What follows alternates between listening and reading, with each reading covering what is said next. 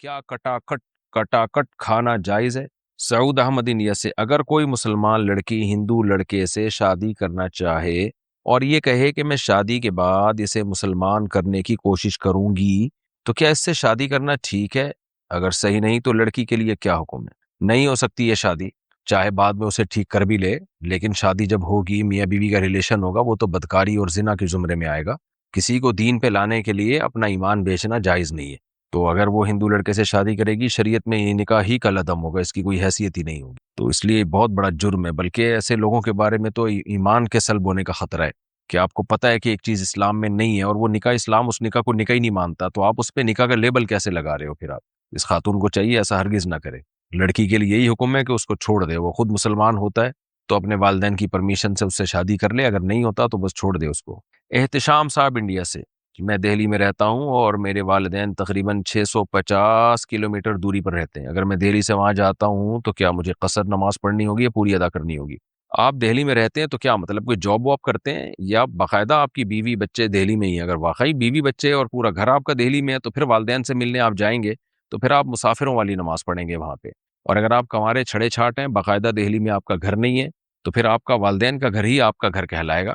تو پھر آپ جاب کے بعد جب والدین کے گھر جاتے ہیں تو وہ چونکہ آپ ہی کا گھر ہے، تو پھر ایک منٹ کے لیے بھی جائیں گے تو آپ پوری نماز پڑھیں گے وہاں پہ۔ یوسف صاحب انڈیا سے، نکاح کے وقت لڑکی سے پوچھا گیا تو اس نے قبول ہے بولا، جب لڑکے کی باری آئی تو اس کے ابا نے بولا ہاں قبول ہے۔ واڑے واہ! تو ایسی صورت میں کیا مانا جائے گا؟ تو لڑکا کیا بیٹھا ہوا تھا، اس کے منہ پہ ٹیپ تھی جو اس کو قبولتے ہوئے شرم آ رہی تھی؟ کیا مسئلہ ہے؟ باہر اگر ابا نے بھی قبولہ بول دیا اور لڑکے نے اس قبولے کو مان لیا، لڑکا چپ بیٹھا ہوا ہے اور ابا نے بتایا کہ تمہارا نکاح ہو گیا ہے، لڑکے نے کہا ٹھیک ہے، تو بھی قبول ہی ہو گیا وہ۔ یا لڑکے نے پہلے سے ابا کو بول دیا تھا میری طرف سے قبول لینا، پھر ابا نے قبولا تو بھی ٹھیک ہے۔ تو بظاہر ایسا ہی لگتا ہے باپ بیٹے میں دونوں میں کوئی مکا ہوا ہوگا، بیٹا تو چپ بیٹھا رہنا تاکہ سسرال کو پتہ چلے کتنا نیک شریف شرفا ہے، کہ جہاں بولنا ہوتا ہے وہاں بھی کچھ نہیں بولتا یہ، تو جہاں نہیں بولنا ہوگا وہاں کیسے بولے گا باپ کے سامنے، اتنا نیک بچہ ہے۔ تو شاید یہ مسئلہ تو ہوگی۔ بہرحال اگر بیٹے نے ابا سے کہا تھا کہ آپ قبول لینا میری طرف سے، تو ابا پھر وکیل ہو گئے، پھر ابا کے قبولنا بیٹے کا قبول نہیں کہلائے گا۔ اور اگر بیٹے نے کہا نہیں تھا لیکن ابا نے قبولا اور بیٹے کو جب بتایا تو بیٹے کو اس پہ کوئی اعتراض نہ ہوا، اس نے کوئی ایسا عمل کر دیا جس سے ثابت ہوا کہ ابا کے قبولے پہ راضی ہے وہ، تو بھی ٹھیک ہے۔ اگر یہ دونوں باتیں نہیں تھی تو پھر یہ قبولنا نہیں کہلائے گا، بلکہ دوبارہ نکاح کر کے بیٹے سے بولنا پڑے گا کہ بھائی تو منہ سے بول، صحیح ہے نا، قبول ہے کہ نہیں قبول ہے۔ اگر مسجد میں جماعت سے نماز ہو چکی ہو اور وہ نماز قضا نہ ہوئی تو اس نماز کو گھر میں پڑھنا جائز ہے؟ اسلاف سے یہ بات ثابت ہے، مصنف ابن ابی شیبہ میں کہ روایت ہے کہ جب صحابہ تابعین میں یہ معمول تھا کہ جب مسجد میں آتے دیکھتے کہ جماعت ہو چکی ہے تو یا تو وہیں انفرادی نماز پڑھتے یا گھر جا کے اپنے گھر والوں کے ساتھ جماعت کی نماز پڑھتے۔ تو آپ کے پاس اب دونوں آپشن ہیں۔ اگر مسجد میں آئے اور دیکھا جماعت نکل چکی ہے، پہلی بات تو یہ غلط ہے، ٹائم پہ آنا چاہیے، مسجد کی جماعت چھوڑنا جائز نہیں ہے، گناہ ہے۔ لیکن بہرحال ہو جاتا ہے کبھی آئے جماعت نکل گئی ہے تو پھر یا تو وہیں انفرادی فرض پڑھ لیں یا گھر جا کے بہتر یہی ہے کہ بیوی بچوں کے ساتھ جماعت کر لیں۔ آپ نے بتایا ہے کہ اجتماعی دعا ٹھیک نہیں ہے، تو جو لوگ تبلیغی جماعت میں اس نیت سے جاتے ہیں کہ دعا میں شریک ہوں گے، ان کے بارے میں بتائیے۔ میں نے یہ نہیں کہا کہ اجتماعی دعا ٹھیک نہیں ہے، میری باتوں کو لوگ غلط رخ پہ لے کے جاتے ہیں۔ میں نے یہ کہا ہے کہ فرض نماز کے بعد اجتماعی دعا ہاتھ اٹھا کے ثابت نہیں ہے، اتنی بات کہی ہے۔ ٹھیک نہیں ہے یہ بھی نہیں کہا، ثابت نہیں ہے، لہذا اس کو سنت نہ سمجھا جائے، اس کو ضروری نہ سمجھا جائے۔ بعض مسجدوں میں امام نہیں مانگتا، اس کو امامت سے ہی ہاتھ دھونے پڑتے ہیں، اتنی شدت نہ کی جائے۔ تو اس پہ مفتی رشید احمد صاحب رحمہ اللہ تعالیٰ کا اصل الفتاوی میں غالباً دوسری یا تیسری جلد میں بہت شاندار رسالہ ہے، وہ بھی پڑھ لیں۔ حضرت مفتی شفیع رحمہ اللہ تعالیٰ جو مفتی اعظم پاکستان تھے، حضرت مفتی تقی عثمانی صاحب کے والد تھے، ان کا بھی اس بارے میں بہت شاندار رسالہ ہے۔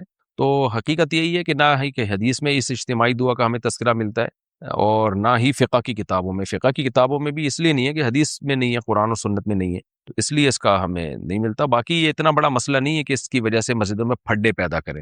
اگر کوئی دعا، کوئی امام اجتماعی دعا مانگ رہا ہے تو آپ اس کو مانگنے دیں، انہیں کچھ نہ کہیں، منہ نیچے کر کے چپ کر کے بیٹھے رہیں۔ پہلے ہی بڑے بڑے مسائل ہیں دنیا میں، ایسا نہ ہو کہ ایک نئی جنگ چھڑ جائے۔ تو جس کی تحقیق ہے کہ ثابت ہے تو اس کو مانگنے دیں، جس کی تحقیق ہے ثابت نہیں ہے وہ نہ مانگے۔ اور اتنے سارے اختلافی مسائل ہیں، چل ہی رہے ہیں نا، تو یہ بھی ایک چل جائے گا، اس میں پھڈے بازی نہ کرے۔ تو باقی تبلیغ میں جو اجتماعی دعا ہوتی ہے وہ الگ چیز ہوتی ہے، وہ اس کا فرض نماز کے بعد اجتماعی دعا سے کوئی تعلق نہیں ہے، وہ تو جماعتوں کو رخصت کیا جاتا ہے تو اس سے پہلے ایک دعا مانگی جاتی ہے برکت کے لیے۔ تو اس کو بھی سنت نہیں سمجھا جاتا، بلکہ وہ ویسی برکت کے لیے ایک دعا مانگی جاتی ہے۔ تو لیکن نمازوں کے بعد تو ایک عمل ہے نا باقاعدہ، کہ نماز کے بعد تو نبی سے جو وظائف ثابت ہے وہ وظائف پڑھنے چاہیے۔ عامر حمزہ بنگلہ دیش سے، کیا کٹاکٹ کھانا جائز ہے؟ کٹاکٹ میں اگر کپورے بھی ڈل رہے ہیں نا تو وہ جائز نہیں ہے۔ اس کی دلیل کیا ہے؟ وہ یحرم علیہم الخبائث، اللہ تعالیٰ نے ہم پہ خبیث چیزوں کو، گندی چیزوں کو حرام کیا ہے۔ بعض لوگ کہتے ہیں کہ کپورے کا کہاں لکھا ہے کہ ناجائز ہے؟ بھئی یہ آیت عام ہے، ایسے تو بہت ساری چیزیں ہیں جن کے بارے میں کہیں نہیں لکھا، لیکن گندگی کی وجہ سے ہم ان سے ایوائڈ کرتے ہیں۔ مثال کے طور پر منی ہے، بہت سے ائمہ کے نزدیک منی پاک ہے لیکن کھانا حرام ہے، حالانکہ کہیں نہیں لکھا کہ کھانا حرام ہے۔ اس لیے حرام ہے بھائی خبائث میں داخل ہے، گندی چیز ہے، تو ہمارے نزدیک تو وہ ویسے ہی ناپاک ہی ہے، ناپاک ہونے کی وجہ سے حرام ہے۔ لیکن جن ائمہ کے نزدیک پاک ہے، کھانا ان کے نزدیک بھی حرام ہے، حالانکہ وہاں بھی یہ سوال ہوگا کہ آپ نے کیسے کہہ دیا؟ وہ یہی جواب دیتے ہیں بھائی خبائث میں داخل ہے، قرآن میں آتا ہے خبیث چیزیں حرام ہیں، تو یہ خبیث نہیں تو اور کیا ہے پھر یہ؟ اسی طرح آپ سمندر کی مخلوق میں دیکھ لیں، بہت سی مخلوق، مگرمچھ ہے، کچھوا ہے، کہاں لکھا ہوا ہے کہ یہ حرام ہے؟ لیکن ظاہر ہے خبائث میں داخل ہے۔ تو اسی طرح کٹاکٹ جو ہے، وہ جو کپورے ہوتے ہیں نا، وہ گندگی کا، یعنی یوں سمجھیں کہ اس میں ہر وقت گندگی ہی رہتی ہے۔ جیسے اسی طرح جو نر جانور کی پیشاب گاہ ہے، وہ بھی ہر وقت اس سے وہ ہے ہی پیشاب کے لیے۔ تو ایسی چیز جو انسان کے وقار کے اور انسان کے مرتبے کے خلاف ہے، تو وہ شرعاً جائز نہیں ہے۔ تو اس لیے جانور میں کپورے ہو گئے یا یہ پیشاب گاہ ہو گئی، یہ کھانا جائز نہیں ہے۔ اسی طرح جانور میں جو رسولی نکل آتی ہے، بیماری کے پھوڑا نکل آتا ہے، وہ پھوڑا کھانا بھی جائز نہیں، کیونکہ وہ بھی خبائث میں داخل ہے۔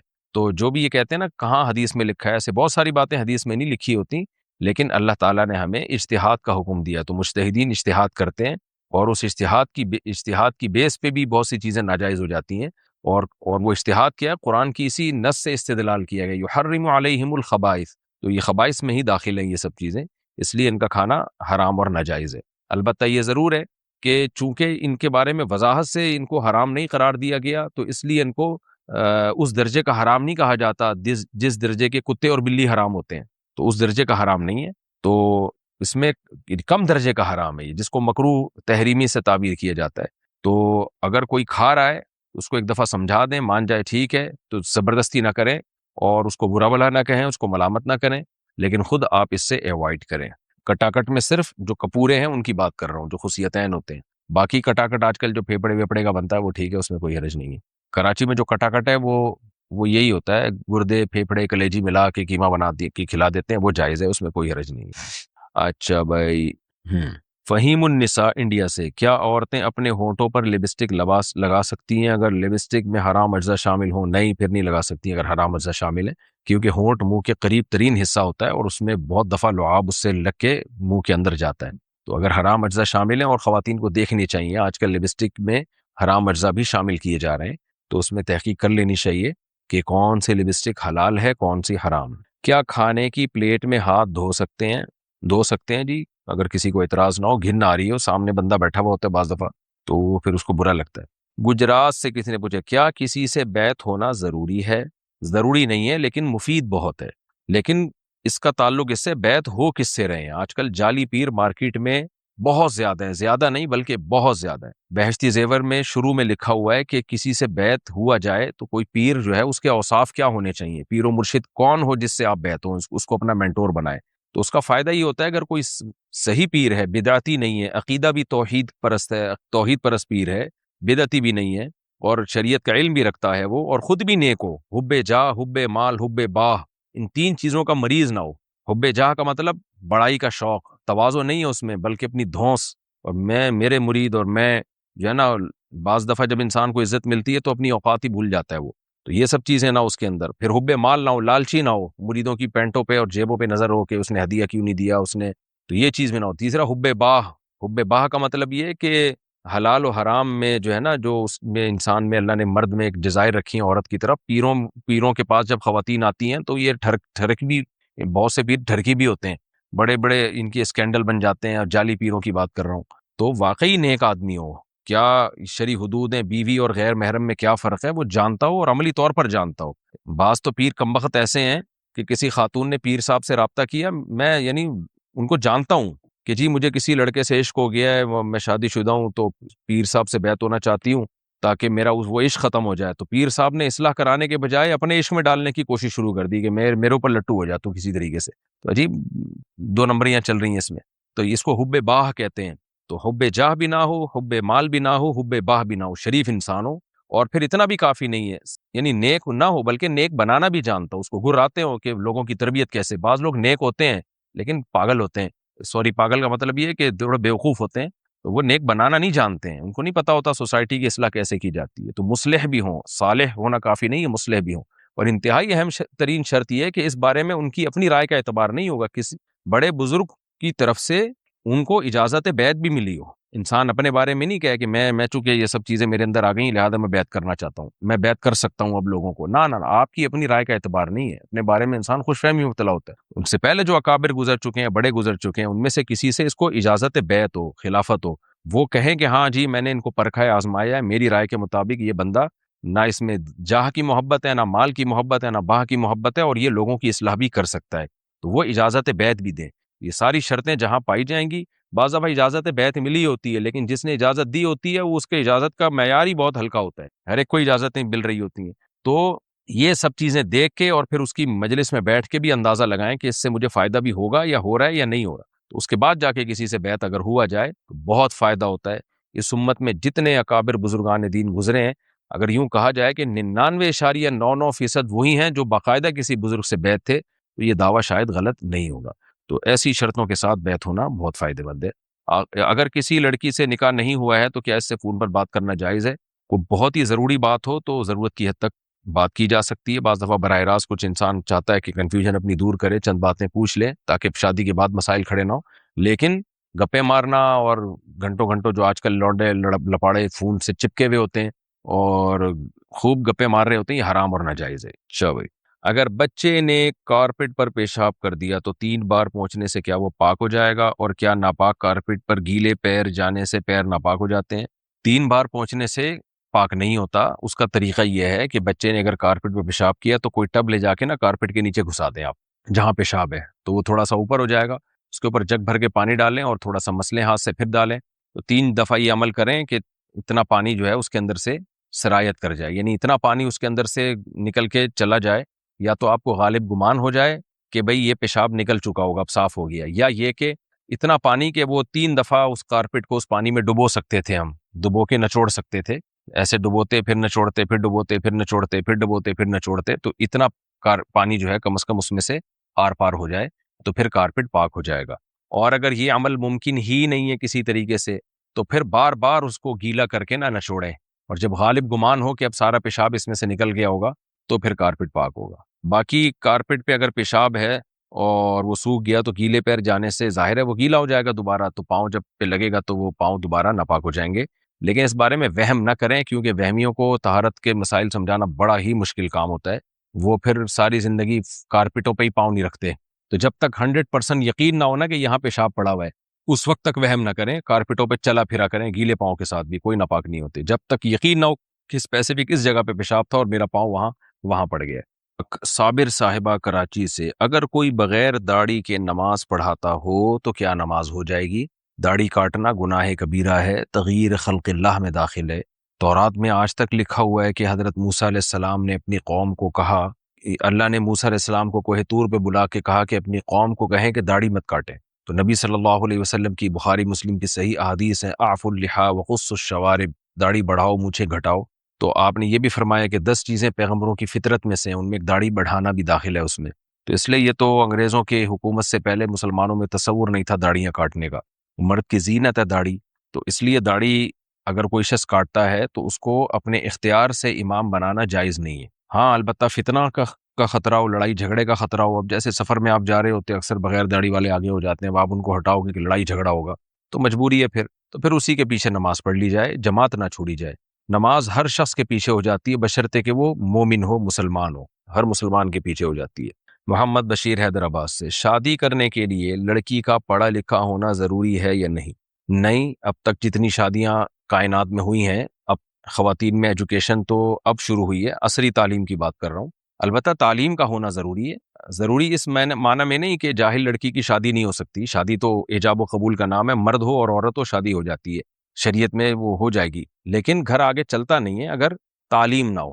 تو اب تعلیم کسے کہتے ہیں؟ تعلیم کا مطلب یہ صرف یہ نہیں ہے کہ میڈیکل کالج کی، میڈیکل سائنس کی تعلیم یا میتھمیٹکس کی تعلیم۔ تعلیم کا مطلب یہ ہے کہ زندگی گزارنے کے لیے جو بنیادی علوم ہیں وہ اس کے پاس ہونے چاہیے۔ ان میں گھرداری سب سے پہلے ہے، اس کو پتا ہو دینی تعلیم تو سب سے پہلے، شوہر کے حقوق کیا ہیں، طہارت کے حکام کیا ہیں، غسل کے حکام کیا ہیں، ساس سسر کے ساتھ کیسے مجھے شریعت کیا کہتی ہے، اپنے بڑوں کے ساتھ کیسے معاملہ رکھنا چاہیے، اور شوہر کے میرے اوپر کیا حقوق ہیں، میرے شوہر کے اوپر کیا حقوق ہیں، دونوں کو حقوق پتہ ہونے چاہیے۔ اس طرح کی جو بیسک نالج ہے، جس کے لیے حضرت مولانا اشرف علی تھانوی رحمہ اللہ تعالی نے بس بہشتی زیور نامی کتاب لکھی تھی، وہ خواتین ہی کے لیے لکھی تھی تاکہ خواتین اس کو پڑھیں اور اپنی لائف کو سدھاریں، سیدھا کریں۔ اس میں طہارت کے حکام، صفائی ستھرائی، بہت جو گھرداری کے لیے جو چیزیں چاہیے وہ اس میں انہوں نے لکھی ہوئی ہیں۔ تو جامعۃ الرشید نے اس کو آسان کر کے چھاپا ہے تسہیل بہشتی زیور کے نام سے، وہ پڑھ لی جائے۔ اتنی تعلیم تو ضروری ہے سب کے لیے۔ نبی صلی اللہ علیہ وسلم نے فرمایا طلب العلم فریضۃ علی کل مسلم و مسلمہ، ہر مسلمان مرد اور عورت پہ علم حاصل کرنا فرض ہے۔ تو علماء کہتے ہیں کچھ بیسک علوم ہیں وہ تو سب پہ فرض ہیں، آگے پھر ڈیٹیل میں جب جائیں گے تو جو جس شعبے سے متعلق ہے پھر اس شعبے میں کی علوم حاصل کرنا ضروری ہے۔ آپ تاجر ہیں تو پھر تجارت کے شرعی حکام جاننا ضروری ہے آپ کے لیے، تاجر نہیں ہے تو پھر ضروری نہیں ہے۔ تو یہ تو بیسک تعلیم جس کو جو انسان کو انسان بنانے کے لیے ضروری ہے وہ سب کو سیکھنی ضروری ہے، چاہے مرد ہو یا عورت۔ باقی پھر یہ جو عصری تعلیم ہے آج کل کہ میڈیکل کالج میں پڑھنا، تو اگر سوسائٹی میں اس کی ضرورت ہو تو ظاہر ہے میڈیکل کالج میں لڑکیوں کی ضرورت ہے، کیونکہ لڑکیوں کا علاج تو لڑکیاں ہی کریں گی، گائنی میں تو لیڈیز ہی ہوں گی۔ تو اس میں پھر ایک الگ بحث ہے وہ کہ کتنی خواتین کی ضرورت ہے، کتنی کی نہیں ہے۔ آج کل تو ایک بھیڑ چال ہے، اتنی ڈاکٹرز لڑکیوں کی ضرورت ہے نہیں جتنی ڈاکٹرز لڑکیاں یونیورسٹیوں سے فارغ ہو رہی ہیں، پھر وہ بے روزگار گھوم رہی ہوتی ہیں، تو سارے ان کا پڑھا پڑھایا ضائع جا رہا ہوتا ہے۔ تو بڑے مسائل ہیں۔ تو تعلیم، دنیا کی دین کی تعلیم جتنی ضروری ہے وہ تو میں نے بتا دیا۔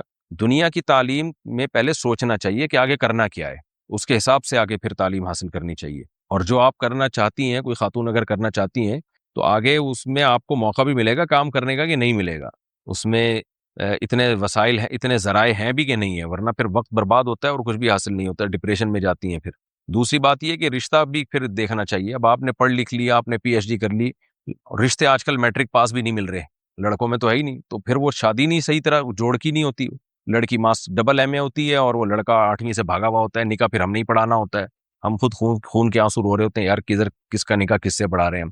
تو بس ایک بھیڑ چال ہے، بس چل رہے ہیں۔ خود فیصلہ کریں کہ کیا پڑھنا ہے کیا نہیں پڑھنا۔ میں تو ایک شرعی حکم بتا سکتا ہوں۔ اچھا بھائی، اگر کوئی، اچھا یہ تو اگر شوہر بیوی سے کہے مجھے طلاق چاہیے تو کیا طلاق ہو جاتی ہے؟ شوہر کو طلاق چاہیے، کیا وہ لیڈیز ہے؟ شوہر تو طلاق دینے والا ہوتا ہے، تو وہ بیوی سے پوچھ سکتا ہے کہ کیا تمہیں طلاق چاہیے، اور میں چاہتا ہوں کہ تمہیں طلاق ہو جائے، اس طرح کے الفاظ اگر شوہر کہے تو طلاق نہیں ہوتی۔ تو اگر یوں جب تک نہیں کہے گا کہ تمہیں میں نے طلاق دے دی، اس وقت تک نہیں ہوگی طلاق۔